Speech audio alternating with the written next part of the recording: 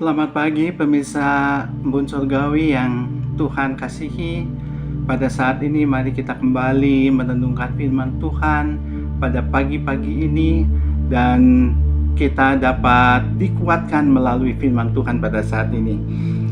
Firman Tuhan pada saat ini akan terambil di dalam kitab Yakobus 4 ayat 8a yang mengatakan, "Mendekatlah kepada Allah dan Ia akan mendekat kepadamu." Saudara, sebelum firman Tuhan ini, mari kita berdoa bersama-sama.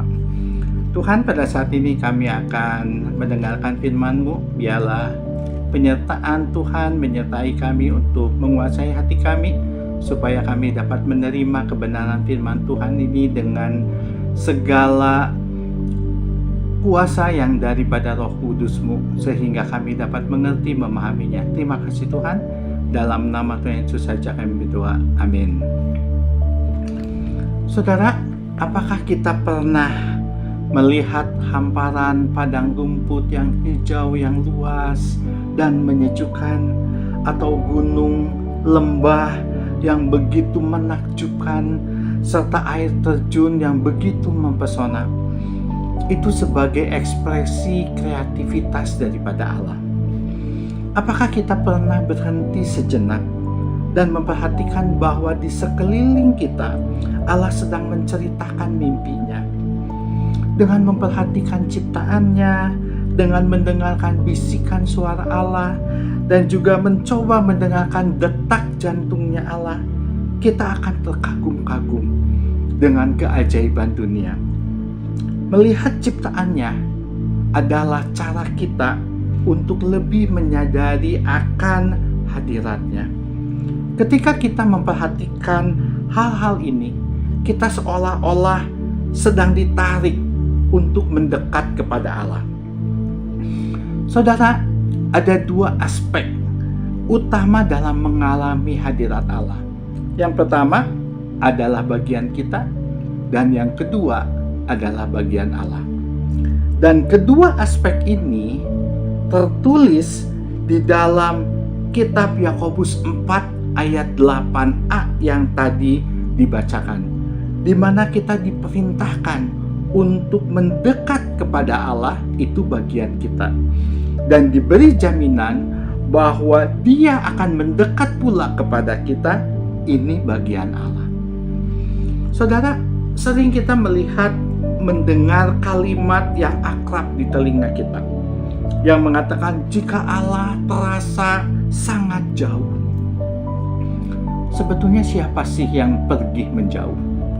Karena pada hakikatnya Allah kita adalah Allah yang maha hadir. Jadi kitalah sesungguhnya yang menciptakan jarak tersebut. Kita sering membiarkan kesibukan kita mengalahkan kita daripada mengalami Allah. Rutinitas kita sehari-hari, jadwal yang padat, kesibukan kita adalah saingan Allah dalam memperebutkan perhatian kita. Dan sayangnya, kita lebih sering membiarkan rutinitas dan juga kesibukan kita menjadi pemenang di dalam perebutan perhatian itu.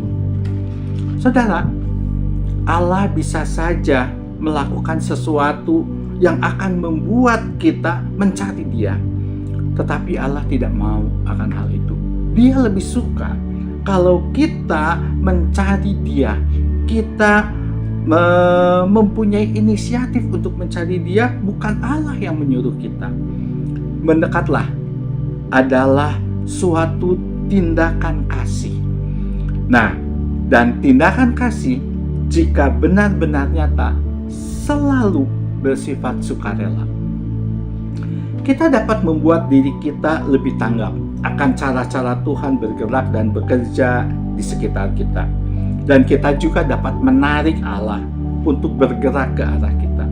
Seperti sepasang kekasih yang secara naluriah mengetahui bagaimana cara menarik akan hati lawannya.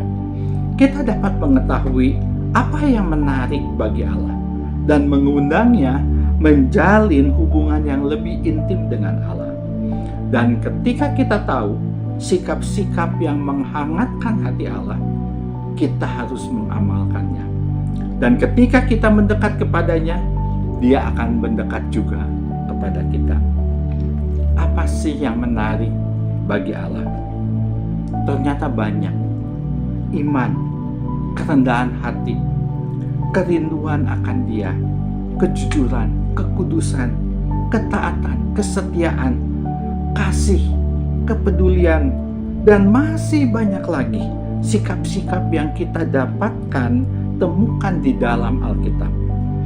Memang manusia yang jatuh dalam dosa tidak dapat menghasilkan sifat-sifat rohani tanpa kekuatan daripada Allah. Tapi kita diberitahu dengan jelas untuk bersikap benar. Jadi kita memikul tanggung jawab dan berinisiatif untuk melakukannya. Jadi saudara, mendekatlah kepada Allah sedemikian rupa sehingga kita akan mendapatinya Allah juga mendekat kepada kita.